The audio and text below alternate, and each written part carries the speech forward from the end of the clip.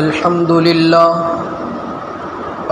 لله رب العالمين والصلاة والسلام على من كان نبيا وآدم بين الماء والطين وعلى آله وأصحابه أجمعين أما بعد فأعوذ بالله من الشيطان الرجيم بسم الله الرحمن الرحيم ألا إن أولياء الله لا خوف عليهم ولا هم يحزنون وقال رسول الله صلى الله عليه وسلم من آذى لي وليا فقد آذنته للحرب أو كما قال عليه الصلاة والتسليم صدق الله العظيم وصدق رسوله النبي الكريم ونحن على ذلك لمن الشاهدين والشاكرين والحمد لله رب العالمين۔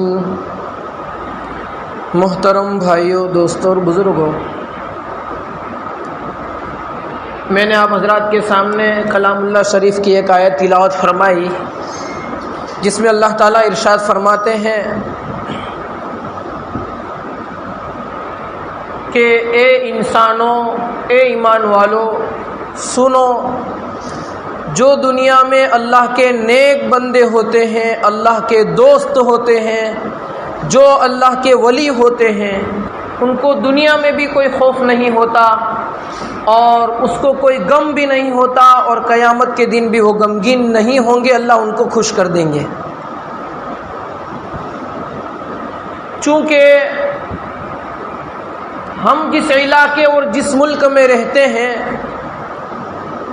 وہاں پر سالوں سے ہمارے ساتھ ہمارے برادران وطن دوسرے مذہب کے ماننے والے لوگ بھی رہتے ہیں، اور ان کا طریقہ اور ان کا عبادت کی عادتیں، ان کے رواج کچھ ایسے ہیں کہ اس کو دیکھ کر کے کم علم مسلمان، جس کے پاس زیادہ علم نہیں تھا، وہ ان ہمارے ہندو بھائیوں کی شکل و صورت اور رواج کے مطابق اسلام میں بھی عبادت کرنے کو تلاش کرنے لگے اور ان جیسا ہی کچھ طریقہ اسلام میں اختیار کر لیا۔ چونکہ اللہ کے نبی صلی اللہ علیہ وسلم کو دنیا چھوڑے ہوئے قریباً 1450 سال ہو چکے، اور صحابہ کی وہ جماعت پوری 1450 سال سے دنیا سے ختم ہو گئی۔ اس کے بعد اللہ تعالیٰ نے اس علم کو، اس دین کو، اسلام کو باقی رکھنے کے لیے زمانے کے اندر وقت در وقت اپنے اولیاء کو اور علماء کو بھیجا۔ تاریخ اٹھائیں تو بہت ساری مرتبہ ایسے حالات پیش آئے ہیں کہ اسلام ایک دم ختم ہونے کی کگار پر پہنچ گیا تھا۔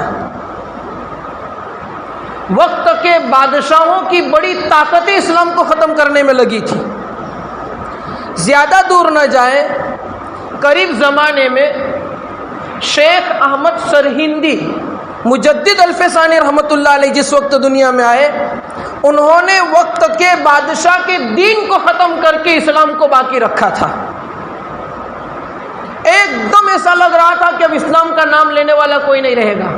اللہ نے ایک مجدد کھڑا کر دیا، اس نے اسلام کو نئے سرے سے ایسی پانی پلا کر کے کھیتی کو آباد کیا کہ سالوں تک چلتی رہی۔ اس کے بعد پھر ایک وقت آیا ملک ہندوستان کے اوپر انگریزوں کا، ایسا لگتا تھا کہ اب تو کوئی مسلمان باقی نہیں رہے گا۔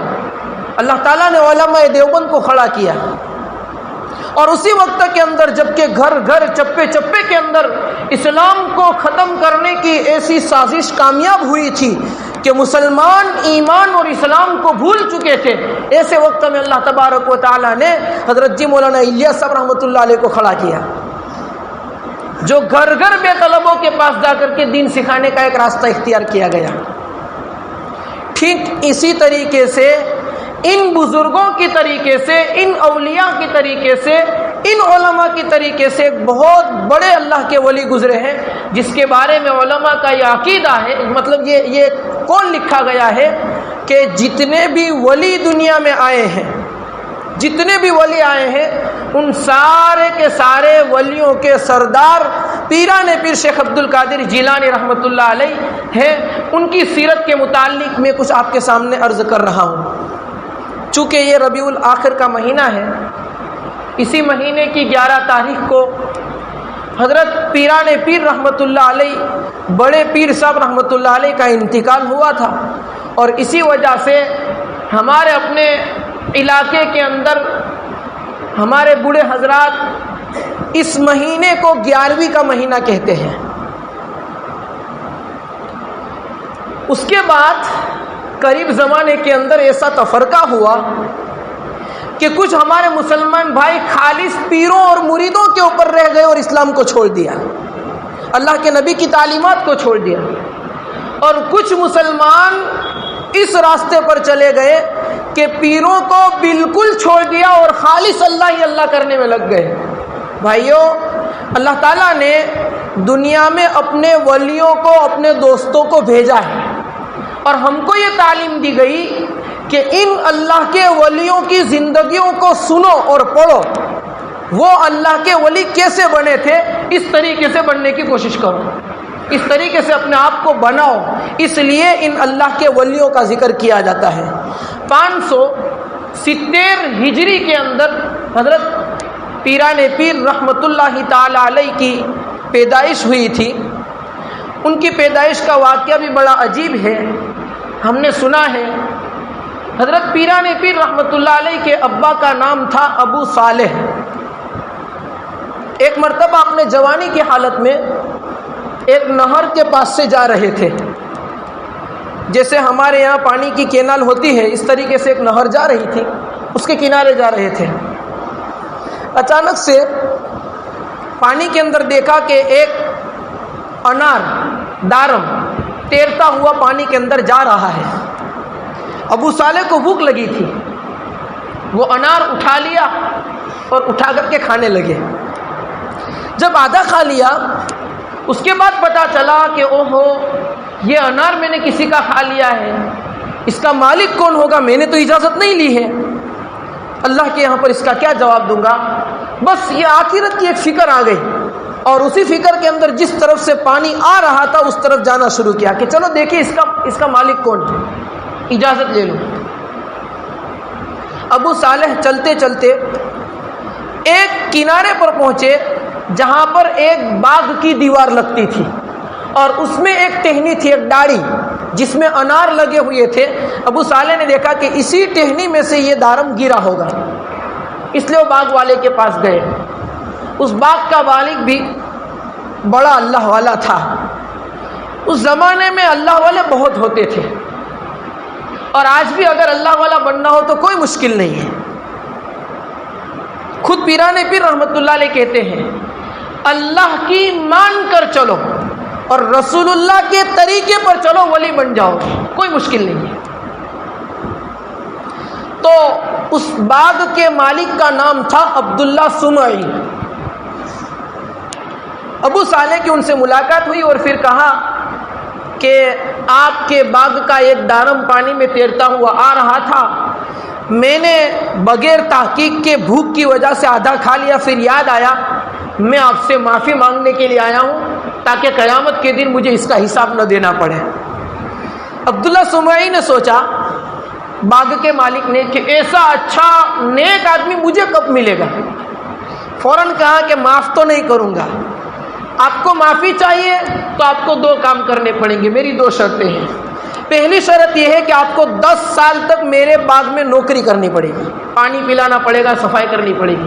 اور دوسری شرط 10 سال پورے ہوں گے اس کے بعد بتاؤں گا.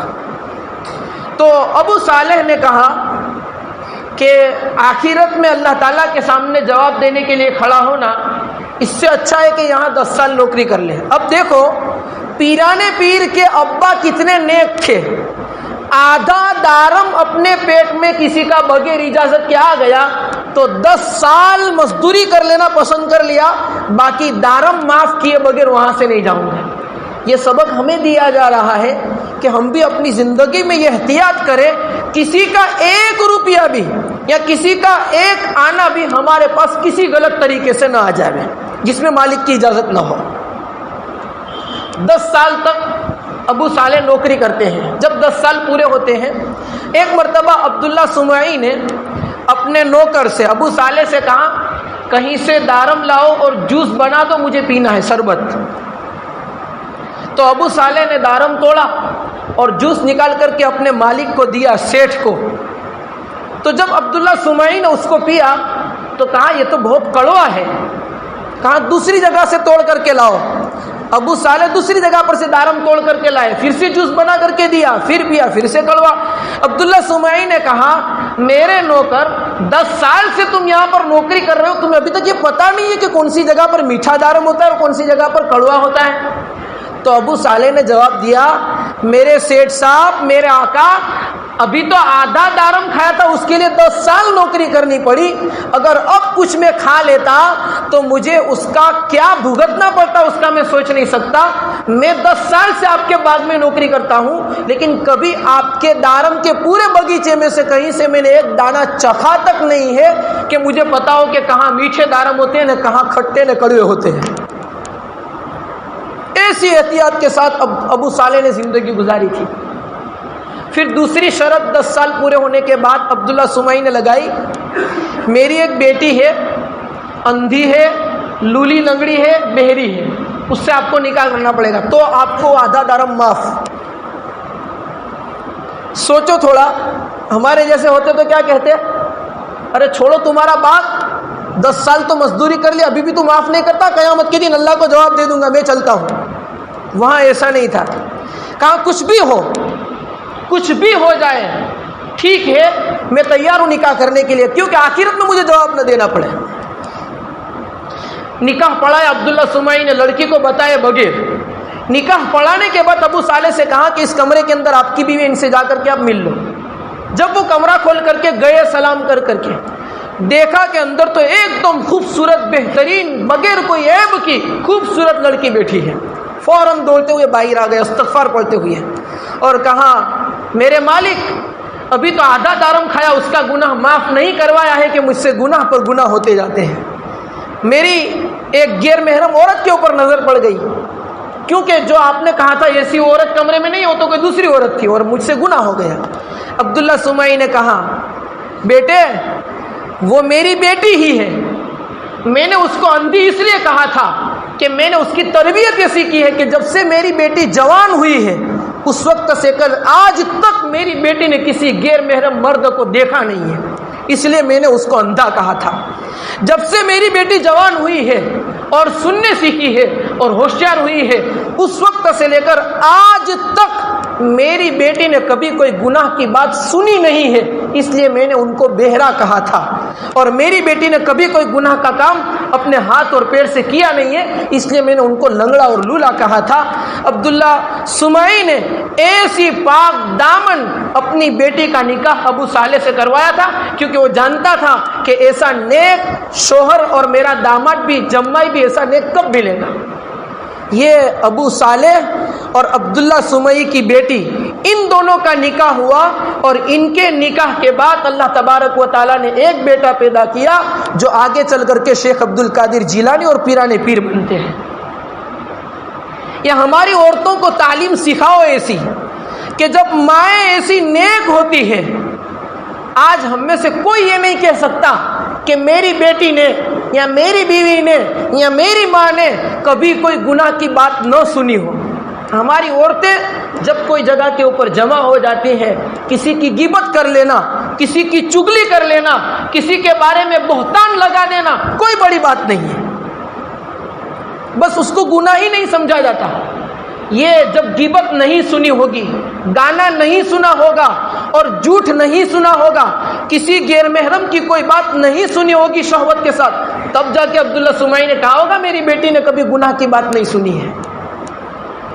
اب پیران پیر پیدا ہوتے ہیں، اللہ تعالیٰ کو منظور کچھ اور ہوتا ہے، کچھ مدت ہوتی ہے، کچھ ہی مدت.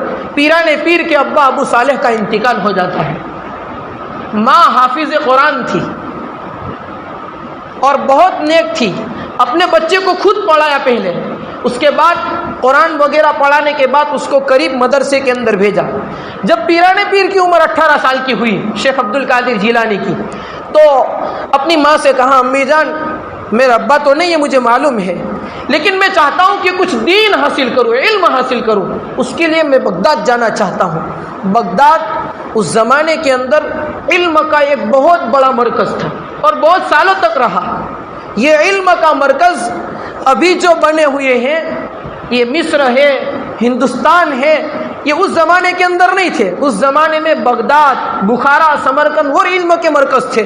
تو پیران پیر نے اپنی ماں سے اجازت چاہی کہ میں بغداد جانا چاہتا ہوں۔ دیکھو، ایک ہی بیٹا تھا، شوہر کا انتقال ہو چکا تھا، پھر بھی جب بیٹے نے یہ کہا کہ مجھے علم حاصل کرنے کے لیے جانا ہے تو ماں نے منع نہیں کیا، کہا بیٹا تجھے علم حاصل کرنا ہے تو میں تجھے اجازت دیتی ہوں، جا، لیکن میری نصیحت یاد رکھنا کہ کبھی جھوٹ مت بولنا۔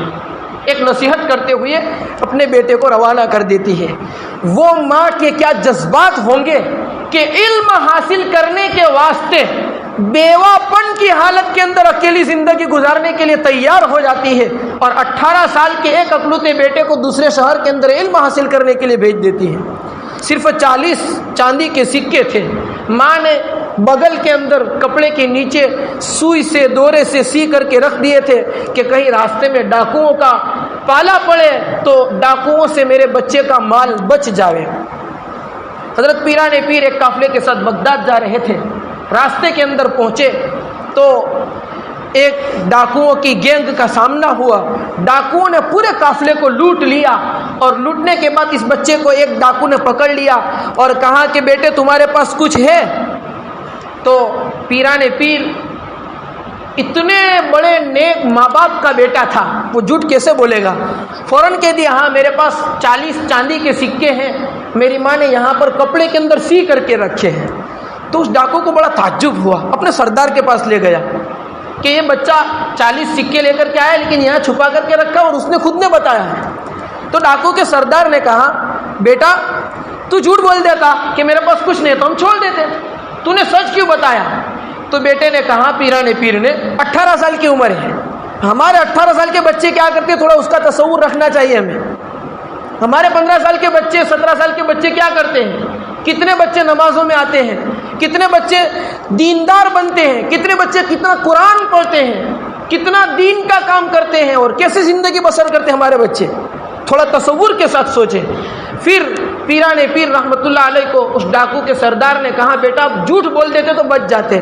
تو پیران پیر نے جواب دیا کہ بھائی میں نے چلنے کے وقت اپنی ماں سے وعدہ کیا تھا، میری ماں نے مجھے نصیحت کی تھی کہ بیٹا کبھی جھوٹ مت بولنا، اس لیے میں وعدہ کر کے میں زندگی میں کبھی جھوٹ نہیں بولوں گا، کیونکہ میری والدہ سے وعدہ کیا ہے اور ماں سے میں کبھی وعدہ خلافی نہیں کروں گا۔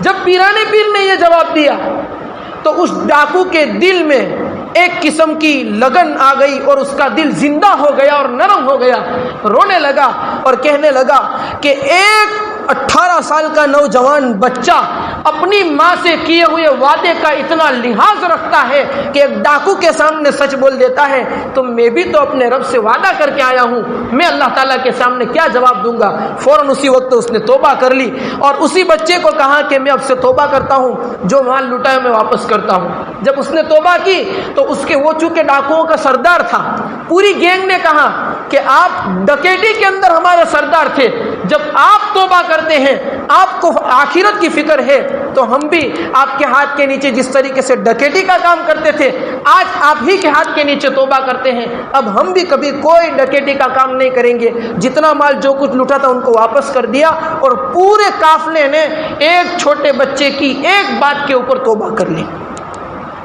پھر بغداد آتے ہیں اور وہاں پر آ کر کے علم دین سیکھتے ہیں۔ پیسے زیادہ لے کر آئے نہیں تھے، گھر جانے کا انتظام نہیں تھا۔ ایک دن ایسا آتا ہے، پیران پیر کی حیات میں لکھا ہوا ہے، ایک دن ایسا آتا ہے کہ پیسے خالی ہو جاتے ہیں۔ پھر 3 دن 5 دن بھوکے اور پیاسے نکلتے ہیں لیکن دین حاصل کرتے ہیں۔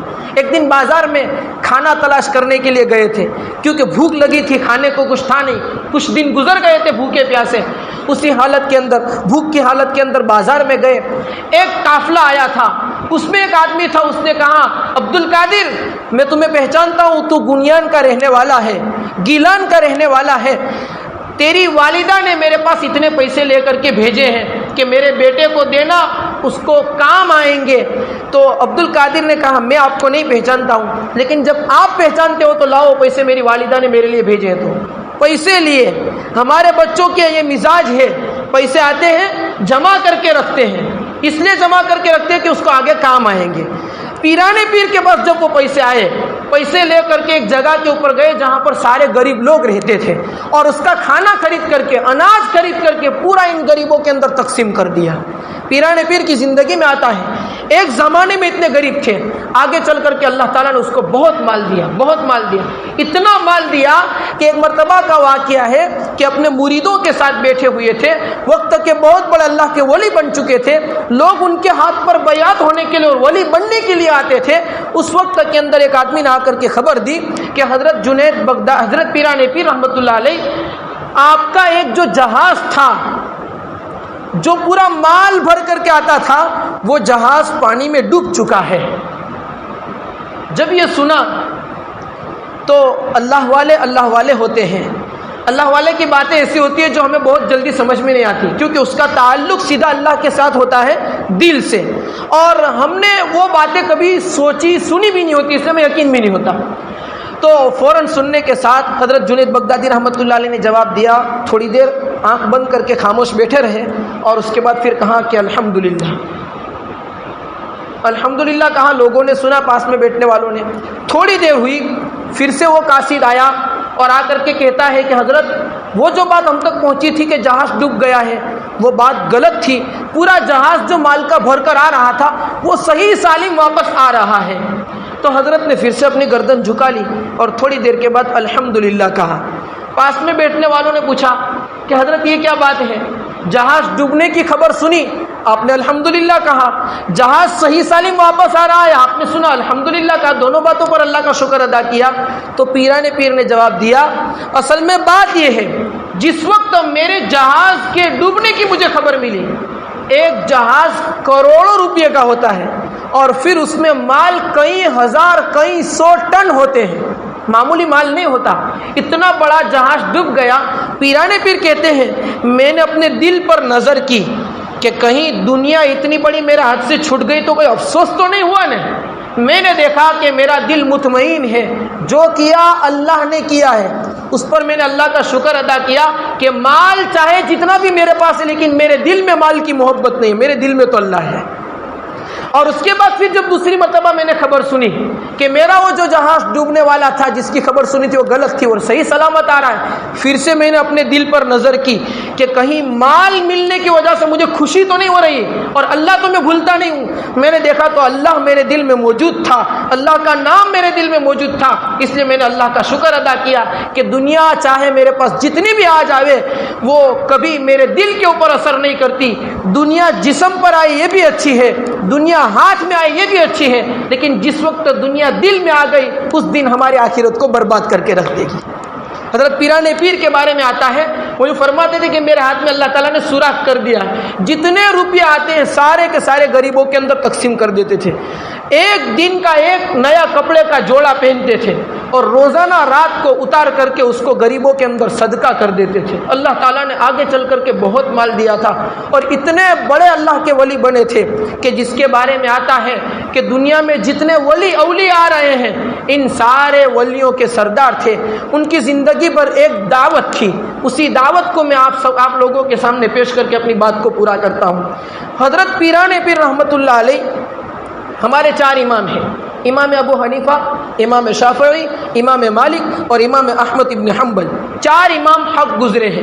ہم امام ابو حنیفہ کو ماننے والے ہیں۔ حضرت پیرانے پیر رحمۃ اللہ علیہ امام احمد ابن حنبل رحمۃ اللہ علیہ کے مسلک کو ماننے والے تھے، اور امام احمد ابن حنبل رحمۃ اللہ علیہ کے یہاں پر ایک قانون ہے کہ کوئی مسلمان جان بوجھ کر کے ایک نماز چھوڑ دے اس کو قتل کر دیا جائے اور اس کو مسلمان کے قبرستان میں دفن نہ کیا جائے۔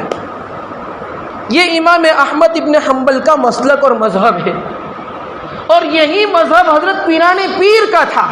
پیرانے پیر کا یہ قول زندگی بھر رہا کہ جو شخص، جو مسلمان جان بوجھ کر کے ایک نماز چھوڑ دے اس کو مطلب وہ کافر ہو جاتا ہے، مسلمان نہیں رہتا۔ اب وہ اسلام سے پھر گیا، اس کو قتل کر دو، مسلمان کے قبرستان میں دفن بھی نہ کرو۔ ہم نے اتنے بڑے اللہ کے ولی کی بات کو سنا اور ساری باتوں کے اندر ہمیں بہت ساری باتیں ایسی ملی کہ جو ہمیں اپنی زندگی کے اندر لانی چاہیے. سب سے آخری بات میں نے آپ کے سامنے یہ بتائی کہ پیران پیر کا یہ قول تھا کہ جو شخص جان بوجھ کر کے ایک نماز چھوڑ دے وہ مسلمان نہیں رہتا. اس لیے ہم اگر ان اولیاء اللہ سے محبت کرنے والے ہیں, ہم یہ مانتے ہیں کہ یہ اللہ کے ولی تھے اور ہم ان کے پیچھے چلیں گے تو اللہ ہمیں نجات دیں گے, تو ہمیں بھی چاہیے کہ ہمارے اپنی زندگی سے کبھی بھی کوئی نماز جان بوجھ کر کے نہ چھوٹے, اور اگر کوئی غلطی سے کوئی غفلت میں نیند کی حالت میں چھوٹ جائے فوراً اللہ تعالیٰ سے توبہ کر لے. اللہ تعالیٰ ہم تمام کو ان کہی ہوئی باتوں کے اوپر عمل کرنے کی توفیق عطا فرمائے.